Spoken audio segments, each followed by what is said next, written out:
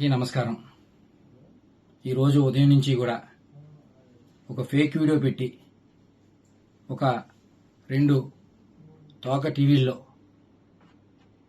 రకరకాలుగా లేనిది ఉన్నట్టుగా ఏముందో ఏం లేదో తెలియని పరిస్థితిలో లేనిది ఉన్నట్టుగా చూపించి శిలలో పల్లలో అల్లి చూపిస్తున్న కొన్ని టీవీ ఛానల్ చూశాను. ఆ టీవీ ఛానల్ పరిస్థితి చూసి దాని గురించి మీ అందరికీ చెప్దాం ఉద్దేశంతో ఈరోజు మీ ముందుకు ఇలా వచ్చా. గత 6 నెలలుగా నాకు కొన్ని ఫేక్ కాల్స్ వస్తూ ఉన్నాయి అన్నోన్ నెంబర్ నుంచి. నేను కొన్నిసార్లు ఎత్తలేదు, ఒకసారి ఎత్తే హలో అనగానే వెంటనే వాట్సాప్ కాల్ చేస్తాను ఫోన్ పెట్టేశారు.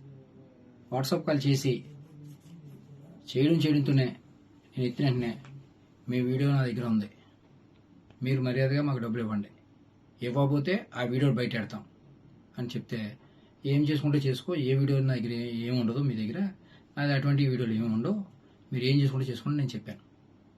చెప్తే వెంటనే ఒక వీడియో పెట్టి వాట్సాప్లో నేను చూస్తాను కానీ మళ్ళీ డిలీట్ చేశాడు. తీరా ఆ వీడియో చూస్తే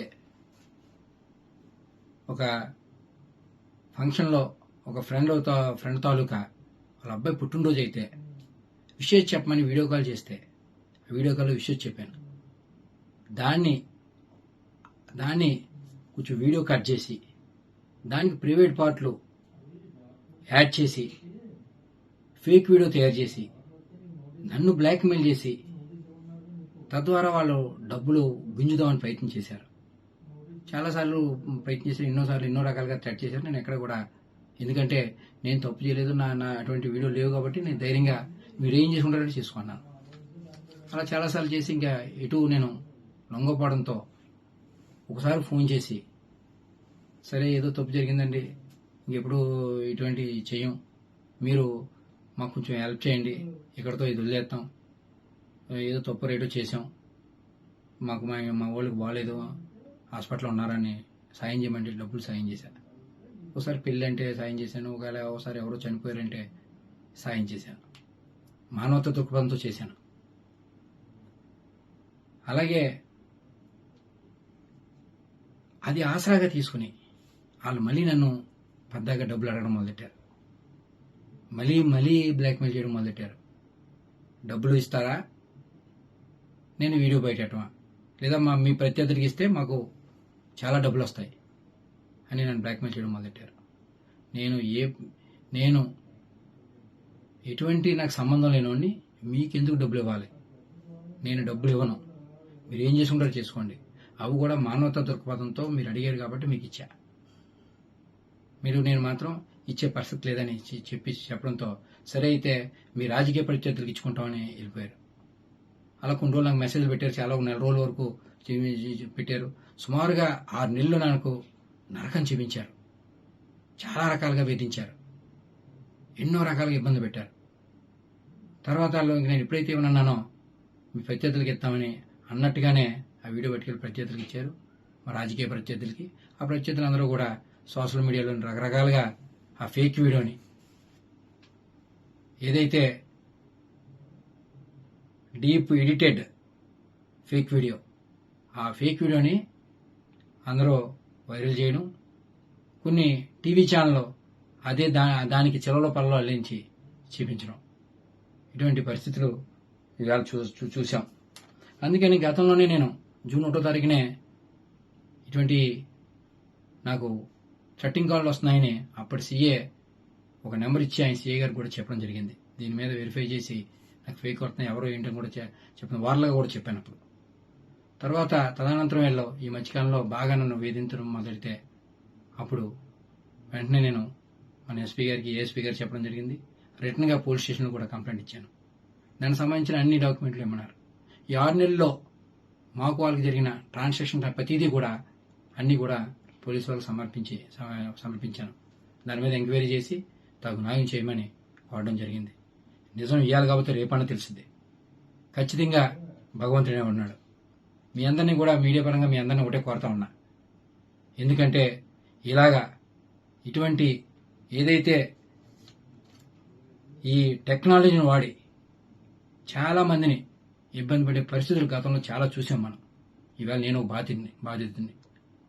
నాలాగా ఇంకొక బాధితుడు ఎవరో కూడా బారిన పడకుండా ఒక ఫేస్ యాప్, ఒక ఇలాగ రకరకాల యాప్లతో అందరినీ వేధించున్న పరిస్థితి. నాలాగా ఇంకొక బాధితుడు బాధపడకుండా ఇలాగా ఫేక్ వీడియోలు పెట్టి డబ్బుల గురించి ప్రయత్నం చేసే వాళ్ళకి సహాయ సహకారాలు అందకుండా అడ్డుకట్టు వేయాలని మీరందరూ మీరందరూ సహాయ సహకారాలు అందియాలని వీళ్ళందరినీ కూడా చేతులు జోడించి వీళ్ళందరినీ అభ్యర్థిస్తా ఉన్నా. చోడవరం నియోజకవర్గంలో ఉదయం నుంచి మన టీవీలోను సోషల్ మీడియాలోను హల్చల్ చేస్తున్న విషయం ఏంటంటే ఎమ్మెల్సీ అనంతబాబు యొక్క న్యూడ్ వీడియో బయటికి రావడం. నిజంగా ఈ రోజు ఈ విషయాన్ని చెప్పుకోవాలంటేనే చాలా సిగ్గుపడాల్సినటువంటి పరిస్థితి. ఎందుకంటే నియోజకవర్గంలో ఇలాంటి పరిస్థితులు కూడా చోటు చేసుకుంటాయా, ఇలాంటి వారు కూడా ఉన్నారా అని ఈ రోజు చాలా మంది ఫోన్ చేసి చాలా రకాలుగా మాట్లాడడం అడగడం కూడా జరుగుతూ ఉంది. నిజంగా ఈ ఎమ్మెల్సీ అనంతబాబు అనే వ్యక్తి ఒక న్యూడ్ వీడియో ఒక మహిళతో అక్రమ సంబంధాలు ఏర్పాటు చేసుకుని ఆ అమ్మాయితో ఏదైతే వీడియో కాల్ మాట్లాడుతూ తను ఏదైతే ప్రవర్తించాడో అది పొద్దున్న లేసి మేము టీవీలో చూసాము, చాలా మంది కూడా చెప్పారు. ఇది చాలా సిగ్గుపడినటువంటి విషయమనే చెప్పాలి. తిరిగి ఇంత తప్పు చేసింది కాకుండా నేను కాదు మార్పింగ్ చేశారు, నేను ఏదో పిల్లలకి ముద్దులు పెడుతున్న వీడియో తీసేసి అది ఈ విధంగా క్రియేట్ చేస్తా ఉన్నారు, నా పైన తప్పుడు ప్రచారం చేస్తా ఉన్నారు, ఎవరో డబ్బుల కోసం ఇలా చేస్తా ఉన్నారనేసి ఆ ఎమ్మెల్సీ అనంతబాబు అనే వ్యక్తి చెప్పడం జరుగుతుంది. దాంట్లో అసలు నమ్మశక్యమైన విషయం ఏదైనా ఉందా? టీవీలో మనం చూసాము, అతని మెడపై ఉన్న చైను, అతను వాడుతున్నటువంటి చేయికి వేసుకున్న ఉంగరాలు సేమ్ వీడియోలో ఏవైతే ఉన్నాయో అక్కడ ప్రజెంట్ ఇప్పుడు ఆయన వేసుకుని తిరుగుతా ఉన్నాడు. అక్కడ మార్పింగ్ చేయడానికి ఏమాత్రం లేదు. ఎందుకంటే సేమ్ ఒక వ్యక్తి నిజంగా ఏ విధంగా అయితే వీడియోలో మాట్లాడి ఏ విధంగా అయితే వ్యవహరిస్తాడో ఆ విధంగానే ఉంది. కాబట్టి ఇది న్యూడ్ వీడియో అనేది వాస్తవమే, ఖచ్చితంగా ఇది ఫేక్ అయితే కాదు, ఇది మార్పింగ్ చేసిన వీడియో అయితే కాదు. ఎందుకంటే ఇంత ఖచ్చితంగా చెప్తా ఉన్నాను, గత 10 సంవత్సరాల నుంచి అనంతబాబు అనే వ్యక్తి ఈ విధంగానే వ్యవహరిస్తా ఉన్నాడు. ఇంకా బయటికి రావాల్సిన విషయాలు చాలా ఉన్నాయి. అతనికి భయపడి చాలా మంది మహిళలు ఇంకా లోపలే కుమిలిపోతున్నటువంటి పరిస్థితులు. మనం ఉమ్మడి కూటమి ఏర్పడిన కొద్ది రోజుల్లోనే చాలా మంది మహిళలు వచ్చి ఈ రోజు అమ్మ మన కూటమి ప్రభుత్వం వచ్చింది, మన చంద్రబాబు నాయుడు గారు వచ్చారు, మాకు ఒక ధైర్యం ఉంది, మాకు న్యాయం జరుగుతుంది అనేసి వాళ్ళకి జరిగినటువంటి చాలా రకాల ఇబ్బందులు, అంటే ఉద్యోగాలు ఇప్పిస్తానే, లేకపోతే కాలేజ్ సీట్ కావాలన్నా సరే వాళ్ళ పర్సనల్ ప్లేస్ కి రమ్మన్నాం, లేకపోతే ఆ ప్లేస్ నుంచి బదిలీకి చేయాలన్నా సరే అతని దగ్గరికి వెళ్తే వేరే దగ్గరికి రమ్మన్నాం. రకరకాలుగా మహిళల్ని చాలా దారుణంగా ఏడిపించినటువంటి పరిస్థితులు గతంలో జరిగినాయి. ఇప్పుడు ఇవన్నీ కూడా ఒక్కొక్కటిగా బయటకు వస్తా ఉన్నాయి. నేను ఒకటే అడుగుతా ఉన్నా, జగన్మోహన్ రెడ్డి నిజంగా నీ పార్టీ మహిళలకి ఇచ్చేటువంటి విలువ ఇదేనా అని అడుగుతా ఉన్నాను. ఎందుకంటే మొన్న ఒక ఎమ్మెల్సీ భార్య పిల్లలు ఉన్నారు, ఎదిగిన కూతుర్లు ఉన్నారు, పెళ్లి చేసిన వయసులో ఇంకో మహిళతో ఎఫ్ఐఆర్ పెట్టుకొని భార్య పిల్లలను వద్దంటున్నాడు. అలాగే ఎమ్మెల్యేలు, ఎంపీలు, ఇలాగ వైసీపీలో పార్టీలో ఉన్నటువంటి ప్రతి ఒక్క నాయకుడు ఇదే పరిస్థితిలో ఉన్నాడు. ఇప్పుడు ఎమ్మెల్సీ అనంతబాబు, ఈయన కోసం ఆల్రెడీ మనకు తెలుసు. ఇప్పుడు నువ్వేం చేస్తావు జగన్మోహన్ రెడ్డి? ఈ యొక్క ఎమ్మెల్సీ అనంతబాబుకు నువ్వు శిక్ష వేయిస్తావా, లేదంటే మొన్న డోర్ డెలివరీ చేసిన తర్వాత 5 నెలల్లో బయటకు తీసుకొచ్చేవే అలాగే వ్యవహరిస్తావా? నువ్వు మహిళలకు ఏమాత్రం గౌరవిస్తావు అనేది ఇప్పుడు బయటపడుతుంది. కాబట్టి జగన్మోహన్ రెడ్డి, నువ్వు నీ పార్టీ నిజంగానే మహిళల పక్షపాతి అని చెప్తా ఉంటావు కదా, మహిళల తరపున ఎప్పుడు ఉంటుంది, మహిళలకు ఎప్పుడు కూడా ఉన్నతమైన స్థానాల్లోనే మా వైసీపీ ప్రభుత్వం ఉంటుంది అనేసి చాలాసార్లు చెప్పావు. ఇప్పుడు ఏం మాట్లాడతావు జగన్మోహన్ రెడ్డి అని కూడా నేను అడుగుతా ఉన్నాను. మిగతా ఎమ్మెల్యేలు, ఎంపీలు కూడా ఇదే ప్రశ్న వేస్తా ఉన్నాను. ఒకసారి మీరు ప్రశ్నించుకోండి. టీడీపీ కార్యకర్తల్లో ఉన్నటువంటి నాయకులు ఆ విధంగా వ్యవహరిస్తా ఉన్నారా, లేకపోతే వైసీపీ పార్టీలో ఒక పదవి మోహంతో ఏ విధంగా వ్యవహరిస్తా ఉన్నారు మీకే కళ్ళకట్టినట్టు కనబడతా ఉంది. ఈ రోజు నిజంగా సమాజం సిగ్గుతో తలదించుకోవాల్సిన పరిస్థితి. ఇలాంటివి చూడాలంటేనే భయంకరంగా ఉన్నాయని చాలా మంది చెప్తా ఉన్నారు. ఒకసారి మీరే ఆలోచించుకోవాల్సిన పరిస్థితి. గతంలో డోర్ డెలివరీ చేసి ఒక దళితుడిని చంపేశారు. అది కూడా ఒక మహిళ వల్లే ఆ వ్యక్తిని చంపారన్న విషయం కూడా మా అందరికి ఇప్పటికీ చాలా మందికి తెలుసు. ఇప్పుడు ఆ విషయం కూడా మీ ప్రభుత్వం హయాంలో ఏం చేశారంటే దాన్ని కప్పపూర్తి చేసి కొందరు నాయకులు లేకపోతే కొందరు ఐఏఎస్ల సహకారంతో, ఐపీఎస్ల సహకారంతో ఆ కేసుని అలా దారి మళ్లించి ఆ పాపం చనిపోయిన వ్యక్తి కుటుంబానికి ఎటువంటి న్యాయం జరగకుండా చేసినటువంటి పరిస్థితులు చూసాం మేము. ఇప్పుడైనా సరే ఇతని వెనకాల అనుచరులుగా ఉండి 12 మంది వరకు అనుచరులు ఉన్నారండి. ఎలా అంటే ఈ అనంతబాబు ఏది చెప్తే అది చేస్తారు. పలానా దగ్గరికి వెళ్ళి డబ్బులు తీసుకోరండి అంటే వాళ్ళు వెళ్ళి తీసుకొస్తారు. ఇతను వెళ్ళాడు ప్రత్యక్షంగా. పరోక్షంగా అతని యొక్క అనుసరణ ఇలాగా మన రంపచోడవరం నియోజకవర్గం ఇంచుమించుగా 12 మంది వ్యక్తులు ఉన్నారు. వాళ్ళ పేర్లు కూడా నా దగ్గర ఉన్నాయి.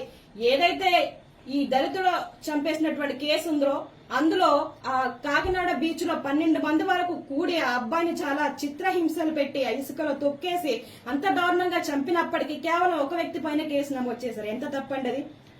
ఎందుకలా చేశారు? ఒక్క వ్యక్తి చంపగలడా? కారులోన అప్పటికే వీడియోలు ఉన్నాయి. అది కూడా ఆ వీడియో రికార్డింగ్ లో ఒక మహిళ కూడా ఉంది. ఆ మహిళ ఎవరు?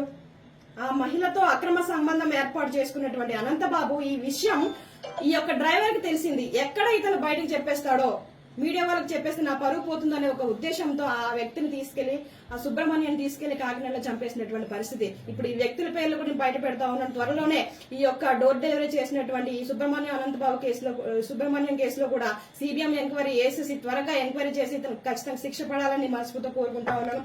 అంతేకాదు ఇతను ఇప్పుడు వచ్చి ఈ వీడియో బయటకు వచ్చిందనే కాదండి, రంపచోడవరం నియోజకవర్గంలో ఇతను చేసినటువంటి అక్రమాలు అన్ని కాదు.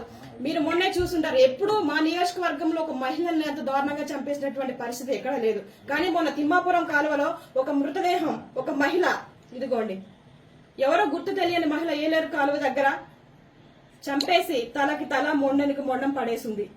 ఇది ఎక్కడ జరిగింది, ఏంటి, ఏ మహిళ అన్న ఎంక్వైరీ కూడా ఇంకా లేదు. ఇలాంటి పరిస్థితులు జరుగుతా ఉన్నాయి. ఏమో మాకైతే ఒక డౌట్ వేస్తుంది. ఈ అమ్మాయి కూడా ఒకవేళ అనంతబాబు బాధితురాలేమో, అతను చెప్పిన మాట ఇల్లేదనేసి ఈ అమ్మాయిని కూడా చంపేశారేమో. ఒకవేళ ఈ వీడియోలో ఉన్న అమ్మాయి ఎవరైతే ఉన్నారో ఆ అమ్మాయి ఈ అమ్మాయి ఏమో, ఇలాంటి అనుమానాలు కూడా మా దగ్గర చాలా ఉన్నాయి. ఒకవేళ ఇతను ప్రత్యక్షంగా కాకపోయినా అతను అనుచరులు ఉన్నటువంటి 12 మందిలో ఎవరైనా చేశారేమో. ఎందుకంటే బెదిరింపులకు పాల్పడేది ఆ వెనకాల ఉన్నటువంటి అనుచరులే. ఎలా అంటే ఇక్కడ అక్రమంగా కలప రవాణా చేయడం, రంగురాల వ్యాపారం, మైనింగ్, రకరకాల వ్యాపారాలు చేస్తూ ఇక్కడ ఏజెన్సీ ప్రాంతంలో 10 సంవత్సరాల నుంచి దోచుకున్నటువంటి వ్యక్తి అనంతబాబు అనే వ్యక్తి. ఇంత అరాచక పాలన కొనసాగించాడు. అంతేకాదు డమ్మి మహిళలను పెట్టుకుని రాజకీయ ఒత్తిడిలు తీసుకొచ్చి అదే ప్రభుత్వ ఉద్యోగుల మీద ప్రతి ఒక్కరి మీద కూడా నానా రకాలుగా ఇబ్బందులు గురి చేసినటువంటి నీచపు వ్యక్తిత్వం కలిగిన వ్యక్తి ఎవరైనా ఉన్నారంటే ఈ ఎమ్మెల్సీ అనంతబాబు వ్యక్తే. కాబట్టి నేను ఒకటే కోరుకుంటా ఉన్నాను మీడియా సముఖంగా, ఇలాగా ఎవరైతే మహిళల్ని టార్గెట్ చేసి మానిపులేట్